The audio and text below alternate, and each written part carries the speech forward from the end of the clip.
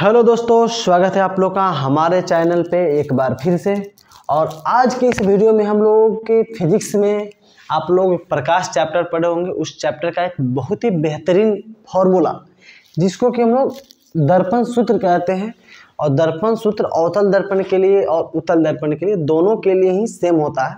लेकिन आज हम लोग अवतल दर्पण में इस फॉर्मूला को किस तरीक़ा से ड्राइव करेंगे, इस बात को हम लोग क्या करेंगे तो इस वीडियो के द्वारा समझने का कोशिश करेंगे।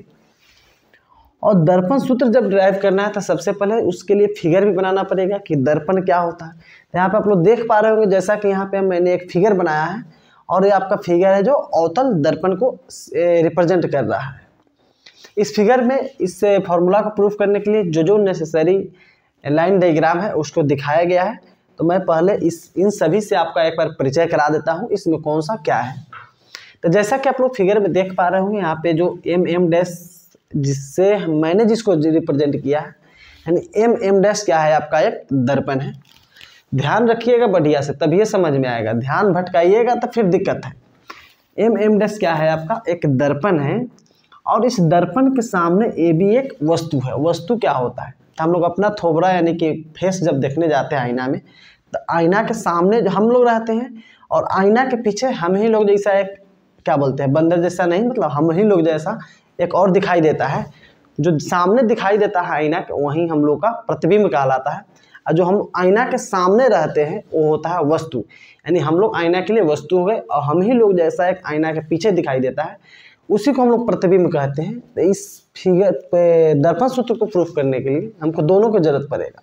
यानी दोनों कहने का मतलब एक हम लोग यानी वस्तु का भी जरूरत पड़ेगा, एक जो हम लोग का फिगर बनता है पीछे दिखाई देता है उसका भी। तो यहाँ पे हम लोग वस्तु के रूप में ए बी को दिखा दिए और इसका जो प्रतिबिंब बन रहा है यहाँ पे ए डैश बी डैश मान लिए। चूँकि आप लोग देख पा रहे हैं अवतल दर्पण है और प्रतिबिंब वस्तु का स्थिति वक्रता केंद्र के बाद में है, तो इसका प्रतिबिंब स्वाभाविक है दर्पण के फोकस और वक्रता केंद्र के बीच बनेगा, जो कि वस्तु के तुलना में छोटा होगा। ये आप लोग पहले से जानते होंगे। अब हम लोग आइए इसको प्रूफ करने के लिए स्टार्ट करते हैं। तो प्रूफ करने के लिए हमको क्या क्या चाहिए, तो प्रूफ करने के लिए हम लोग यहाँ से स्टार्ट करेंगे। तो स्टार्टिंग हम लोग कहाँ से करते हैं, तो यहाँ से देखते हैं। यहाँ पे हम लोग दो त्रिभुज पे फोकस करेंगे, ए बी सी, यानी एक त्रिभुज ए बी सी लेंगे और एक त्रिभुज ए डैश बी डैश सी। यानी सबसे पहले क्या लेंगे, त्रिभुज ए बी सी, त्रिभुज ए बी सी एवं दूसरा त्रिभुज हम लोग किसको लेंगे, A dash B dash C एवं त्रिभुज A dash B dash C. And इस दोनों त्रिभुज में हम लोग जब ध्यान से ऑब्जर्व करेंगे, ध्यान से देखेंगे, तो कुछ आपको दिखाई देगा। कुछ मतलब इसमें पढ़ने वाला बात ही दिखाई देगा, कुछ और मत समझ लीजिएगा आप लोग। कुछ दिखाई देगा कि यहाँ आप लोग ध्यान से देख रहे हैं कि दो लाइन एक दूसरे को काट रहा है सी पे। आमने सामने का कोण क्या होता है, बराबर होता है। और इस कोण को हम लोग शीर्षाभिमुख कोण कहते हैं। यानी कोण सी जो त्रिभुज ए बी सी में है और कोण सी जो त्रिभुज ए डैश बी डैश सी में है, दोनों आपस में क्या हो जाएगा, आपका बराबर हो जाएगा। तो इसको हम लोग क्या करेंगे, यहाँ पे लिख लेंगे कोण। इसका अगर नाम इस त्रिभुज में लिखेंगे तो ए सी बी, कोण ए सी बी बराबर हो जाएगा कोण, कौन सी ही है नीचे वाला त्रिभुज में, तो इसका नाम लिखेंगे ए डैश सी बी डैश, कोण ए डैश सी बी डैश। ये दोनों कोण क्या हो जाएगा, आपका बराबर। एक बात और आप लोग ध्यान से देखेंगे तो शायद आपको नज़र आ जाए, नहीं नज़र आए तो फिर हम बताने के लिए तो हैं ही आपको। यहाँ पे देखिए, यहाँ पे हम लोग देख पा रहे होंगे कि 90 डिग्री का कोण बन रहा है। साथ ही साथ यहाँ पे भी देखेंगे तो कितना डिग्री का कोण बन रहा है, आपका 90 डिग्री का। यानी त्रिभुज ए बी सी में कोण ए है 90 डिग्री का और कोण और त्रिभुज ए डैश बी डैश सी में ए डैश जो है वो 90 डिग्री का है। यानी और 90 डिग्री क्या होता है, आपस में बराबर है। यानी क्या लिख सकते हैं हम लोग, कोण बी ए सी, कोण बी ए सी बराबर हो जाएगा कोण बी डैश ए डैश सी। बी डैश ए डैश सी। अब हम लोग देख रहे हैं कि दोनों त्रिभुज में ए कोण बराबर हो गया, कोण ए डैश के बराबर हो गया, यानी दोनों त्रिभुज में दो कोण बराबर हो गया। और तीन कोणों का योग 180 डिग्री होता है, दो को जब बराबर हो ही गया, तीसरा स्वाभाविक बात है 180 पूरा करने के लिए जो भी होगा यहाँ पे कोण ए इसके बराबर ही होना चाहिए। और इस प्रकार किसी दो त्रिभुज में दो कोण अगर बराबर रहता है, यानी दो कोण बराबर रहता है, तो दोनों त्रिभुज एक दूसरे का समरूप कहलाता है। और समरूप जब हो जाएगा तो मैथमेटिक्स में आप लोग पढ़े होंगे, दो समरूप त्रिभुज के संगत भुजाओं का जो रेशियो होता है, अनुपात होता है, वो भी क्या होता है, समरूप होता है। इसका मतलब है इस त्रिभुज में और इस त्रिभुज के जो भुजा का अनुपात होगा वो भी क्या होगा, समरूप। तो हम लोग पहले बड़ा वाला त्रिभुज का ही लेते हैं, इस त्रिभुज का बात करेंगे। इस भुजा का नाम क्या होगा, ए सी, इसलिए लिख सकते, इसलिए पहले यहाँ पे तो हम लोग इसको लिख लेंगे कि दोनों समरूप हो गया, इसलिए लिखेंगे त्रिभुज ए बी सी समरूप हो जाएगा त्रिभुज ए डैश बी डैश सी। और जब ये दोनों समरूप हो जाएगा तो इसके भुजाओं का अनुपात क्या हो जाएगा, वो भुजाओं के अनुपात जो होगा वो आपस में बराबर होगा। यानी इसमें अगर हम ए बी लेंगे, त्रिभुज ए बी सी मिलेंगे, ए बी, तो ए बी के संगत भुजा, इसमें क्या लेना पड़ेगा, ए बी के सी के सामने कौन है, तो इसमें सी के बराबर है, यानी A dash B dash, A B by A dash B dash बराबर। अब इस त्रिभुज में हम लोग लेंगे ए सी, क्या लेंगे, ए सी, तो छोटा वाला यानी ए डैश बी डैश सी, इस त्रिभुज में क्या लेना पड़ेगा, ए डैश सी, ए डैश सी। अब देखिए यहाँ पे हम चाहे तो B C by B dash C लिखना चाहे तो लिख सकते हैं, लेकिन फिर बात वही हो गया, इसका यहाँ पे कोई ज़रूरत हमको नहीं है, और ज़रूरत नहीं है तो इसका लिख के बिना काम का माथा पेची करने से कोई फ़ायदा होने वाला है नहीं, तो इसको हम लोग क्या करेंगे, यहाँ पे लिखेंगे ही नहीं, और इसको मान लेते हैं इक्वेशन फर्स्ट। अब क्या करेंगे हम लोग, अब हम लोग क्या करते हैं, अब हम लोग फिर से देखते हैं यहाँ पे। सबसे पहले हम लोग डी से यहाँ पे क्या करते हैं, प्रधान अक्ष पे एक लंब खींच लिए और इसका नाम दे दिए ई, यानी कि डी क्या है, प्रधान अक्ष पे लंब है। तो फिर हम लोग यहाँ पे देख रहे हैं कि एक और त्रिभुज हमको दिखाई दे रहा है, ए डैश बी डैश एफ, और इसके साथ साथ डी ई एफ। तब क्या करेंगे, इस दोनों त्रिभुज में हम लोग संबंध खोजने का कोशिश करेंगे।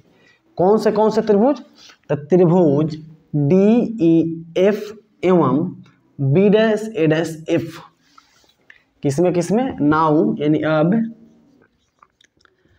त्रिभुज, इसमें अगर बात करें तो डी ई एफ, त्रिभुज डी ई एफ एवं डी ई एफ एवं बी डैश ए डैश एफ, बी डैश ए डैश एफ। यहाँ तक कि कुछ दिक्कत आप लोग को उम्मीद है नहीं ये होगा, और दिक्कत होगा तो क्या कीजिएगा, वीडियो को बैक कीजिएगा और फिर से यानी कुछ समय पीछे से देखना स्टार्ट कीजिएगा। फिर भी नहीं समझ में आया तो क्या कर सकते, यूट्यूब पे वीडियो आराम से पीछे शुरुआत में ले जाइए और फिर शुरू से देखना स्टार्ट कर दीजिएगा, फिर आपको बिल्कुल समझ में आ जाएगा। हाँ, मन को शांत से और नज़र सामने रख के देखिएगा तभी समझ में आएगा। मालूम चले मोबाइल खोल के रख लिया है, सपना में खोए ले, तब समझ में नहीं आएगा। अब हम लोग क्या करेंगे, डी ई एफ और बी डैश ए डैश एफ में यहाँ पे भी देख रहे हैं कि 90 डिग्री कोण है, यहाँ पे भी 90 डिग्री है, एक कोण और एक कोण भी क्या है, आपस में बराबर है। यानी इसी तरीक़ा से हम लोग यहाँ देख रहे हैं दो कोण आपस में बराबर है, तो दोनों त्रिभुज आपस में क्या होगा, समरूप हो जाएगा। तो हम लोग यहाँ एक काम और कर सकते हैं,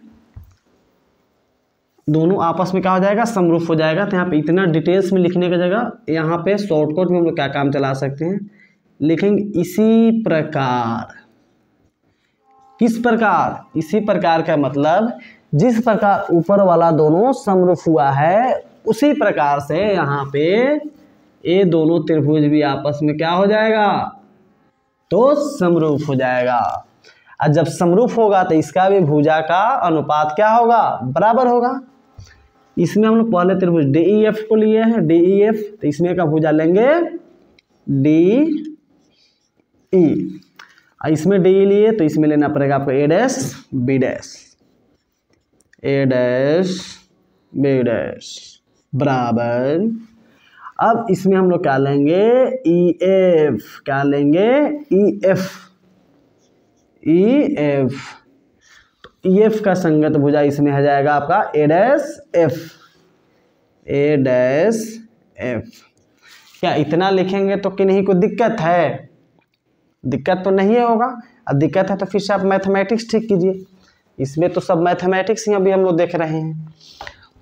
अब क्या करेंगे हम लोग, एक बात और ध्यान से देखेंगे, यहाँ पे BD लाइन और AP जो कि प्रधान अक्ष है, दोनों एक दूसरे के समानांतर है। और जब दो समानांतर रेखा उसी को ना कहते हैं जिसमें कहीं भी हम लोग दूरी मापेंगे तो क्या होगा, बराबर होगा। इसका मतलब DE और AB क्या होगा, आपस में बराबर होगा। और जब दोनों बराबर होगा, AB के जगह पे DE चाहे DE के जगह पे AB रख देंगे तो कोई दिक्कत है क्या आपको? दिक्कत नहीं होगा। अब 10 रुपये का मान लेते हैं आपके पास नोट है, अब मेरे पास 10 रुपये का सिक्का है, तो एक्सचेंज करके लीजिएगा तो क्या वैल्यू आपका कम हो जाएगा? कम तो नहीं होगा। तो वही वाला हाल यहाँ पे है, तो वही हाल यहाँ पे है। तो हम लोग क्या करेंगे, अपने ज़रूरत के अकॉर्डिंग मान लेते हैं मेरे पास पॉकेट नहीं है, और सॉरी मेरे पास पॉकेट है, मेरा पॉकेट फटा हुआ है, तो सिक्का रखेंगे तो गिर जाएगा ना। तो क्या करेंगे, आपसे नोटवा ले लेंगे, आपको 10 रुपये का हम सिक्का दे देंगे। तो वही वाला हाल यहाँ पे है। हमको DE का कोई ज़रूरत नहीं है, तो DE का ज़रूरत नहीं है तो DE को हटा के हम AB नहीं रख सकते हैं? आराम से रख सकते हैं, चूँकि दोनों के आपस में बराबर है। तो क्या लिखेंगे, या DE की जगह क्या लिख देंगे, AB, चूँकि आपस में DE और AB क्या है, आपका बराबर है। तो कैसे समझेंगे बराबर है, तो यहाँ लिख देंगे चूँकि DE बराबर AB। अब तो दिक्कत नहीं होगा, A डैश B डैश जैसे है उसको वैसा ही रहने देंगे। क्यों रहने देंगे, क्योंकि यहाँ पे भी हमको दिख रहा है कि A डैश B डैश है, और दोनों जगह बराबर रहेगा तभी ना हमको काटेंगे तो कट जाएगा। तो हम लोग क्या करते हैं, A डैश B डैश को रहने देते हैं बराबर EF को क्या करते हैं, EF ही रहने देते हैं, और A डैश F को भी A डैश F रहने देते हैं। उम्मीद है यहाँ तक आप लोग को कोई दिक्कत, परेशानी, समस्या, प्रॉब्लम कुछ भी नहीं होगा। और इसको मान लेते हैं इक्वेशन 2। अगर आप लोग का आँख खराब नहीं हो तो ध्यान से देखिए, क्या समीकरण 1 और 2 में दोनों का LHS साइड बराबर दिख रहा है आपको? इसमें भी AB है, इसमें भी ऊपर AB है, इसमें भी A डैश B डैश है, इसमें भी क्या है, A डैश और B डैश। तो जब LHS बराबर होता है तो RHS भी एक दूसरे में क्या होता है, आप ही बताइए, बराबर होगा कि नहीं होगा? अच्छा बराबर होगा, ठीक है, अच्छी बात है। इसका मतलब आप समझ रहे हैं, आप बोले नहीं है लेकिन मन में सोच रहे थे, वो बात हम रिपीट कर दिए हैं, कोई दिक्कत नहीं। अब क्या लिखेंगे, समीकरण 1 और 2 से क्या लिखेंगे, 1 और 2 से LHS बराबर है तो हम लोग RHS को क्या कर देंगे, बराबर कर देंगे। तो बराबर कैसे करेंगे, उठा के यहाँ पे हम लोग क्या करेंगे, रख लेंगे। अब सच्ची में आप लोग पेज को फाड़ के उठाने के चक्कर में मत पड़ जाइएगा, मतलब है कि इसको हम लोग यहाँ पे लिख लेंगे और इसको यहाँ पे लिख लेंगे। इसको लिखेंगे तो क्या हो जाएगा आपका AC by A dash C। और AC आप लोग ठंडा का मौसम है तो गर्मी में हम लोग जो AC से ठंडा होते हैं वो वाला AC नहीं समझिएगा, यहाँ पे AC नामाकरण कर दिए हैं। और यहाँ पे हो जाएगा आपका EF by A dash F। लग रहा है यहाँ तक तो ठीक है ठाक है। अब हम लोग क्या करेंगे, और कुछ करना तो पड़ेगा, जगह का किल्लत है, लेकिन हम लोग यहाँ पे एडजस्ट करते हैं नीचे में, यहाँ पे बनाते हैं, क्या दिक्कत है। कैमरा पूरा आ रहा है ना, ठीक। अब हम लोग क्या करते हैं, AC हो गया आपका, यहाँ पे हो गया A डैश C, EF हो गया और A डैश F हो गया। हाँ, अब एक बात और हम लोग ध्यान से देखेंगे, अगर यहाँ पे जो ई बिंदु है पी के बहुत नज़दीक हो तो क्या EF को हम लोग PF नहीं बोल सकते? जैसे आपके पास 9,999 रुपया है, अब कोई पूछे आपके पास कितना रुपया है तो आप 9,999 कहते हैं कि 1,000 कह देते हैं? आप ही बताइए। 1,000 कह के तो काम चला ही लेते हैं ना, यानी थोड़ा सा डिफरेंस रहता है तो हम लगभग में मान लेते हैं कि क्या है, दोनों बराबर है। तो वहीं यहाँ पे EF जो है और यहाँ पे जो PF है, दोनों में एग्जैक्ट बराबर नहीं होता है, कुछ डिफरेंस होता है, लेकिन अप्रोक्सीमेटली हम लोग क्या मान लेते हैं कि E यदि P के बहुत नज़दीक हो तो EF बराबर हो जाएगा PF। तो यहाँ पे हम लोग लिखेंगे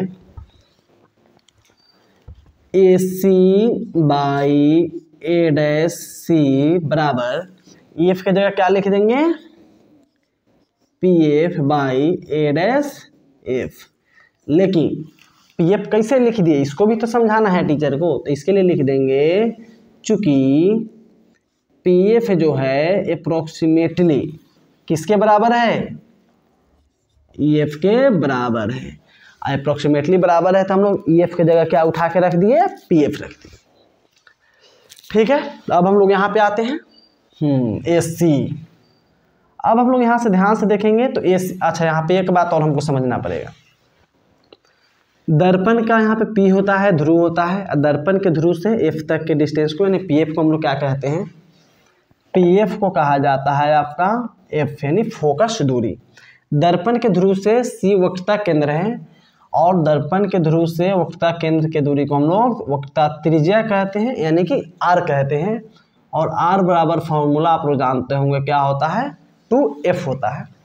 उसी तरीक़ा से दर्पण के ध्रुव से जहाँ पे प्रतिबिंब बना है यानी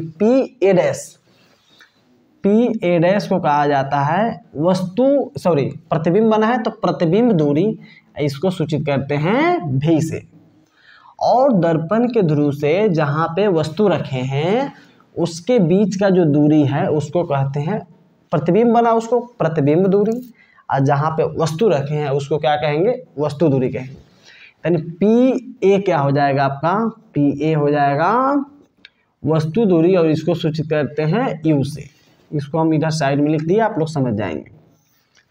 लेकिन एक और इसमें लोचा है, इसको ध्यान से आपको समझना पड़ेगा। लोचा क्या है, लोचा इसमें यह है कि आप लोग इसे जो होता है निर्देशांक ज्यामिति पढ़े हुइएगा मैथमेटिक्स में, उस निर्देशांक ज्यामिति का यहाँ पे अप्लाई होता है। और वैसी स्थिति में दर्पण का जो ध्रुव होता है P, इसको मान लिया जाता है मूल बिंदु। इसका मतलब मूल बिंदु से बायां साइड जो भी दूरी मानेंगे सब क्या होगा, धनात्मक या ऋणात्मक, आप ही बताइए। अच्छा धनात्मक होगा, इसका मतलब पढ़ाई लिखाई आप नहीं करते। दर्पण के ध्रुव से बायां साइड जाएंगे तो धनात्मक नहीं, क्या होता है, ऋणात्मक होता है। इसका मतलब A भी ऋणात्मक हो जाएगा, A भी ऋणात्मक हो जाएगा, A भी ऋणात्मक हो जाएगा और A भी ऋणात्मक होगा।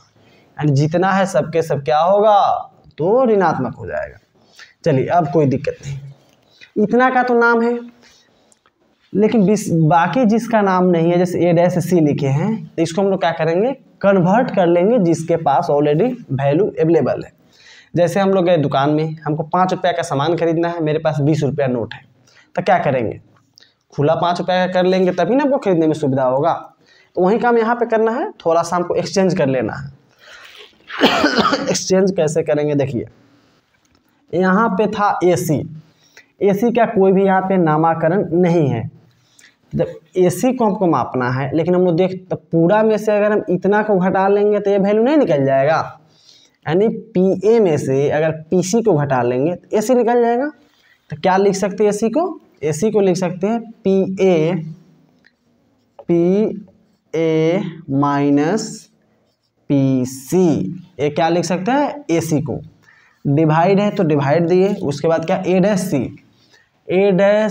अब देखिए इसका भी कोई नाम नहीं है, तो हम लोग क्या करेंगे, इसको कैसे बनाएंगे, इस पूरा में से अगर हम इतना को घटा लेंगे तो बीच वाला निकल जाएगा। अब पूरा का नाम क्या है, PC, यहाँ तक का PA', यानी A'(C) बराबर PC minus PA', PC minus PA' बराबर है।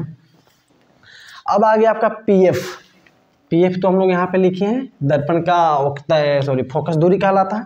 तो पीएफ को कोई चेंज करने का ज़रूरत नहीं है। मतलब ऐसा समझिए कि मेरे पास 5 रुपया का नोट है और 5 रुपया का सामान ही खरीदना है, तो हमको कोई छुट्टा लेने का कोई ज़रूरत नहीं पड़ेगा।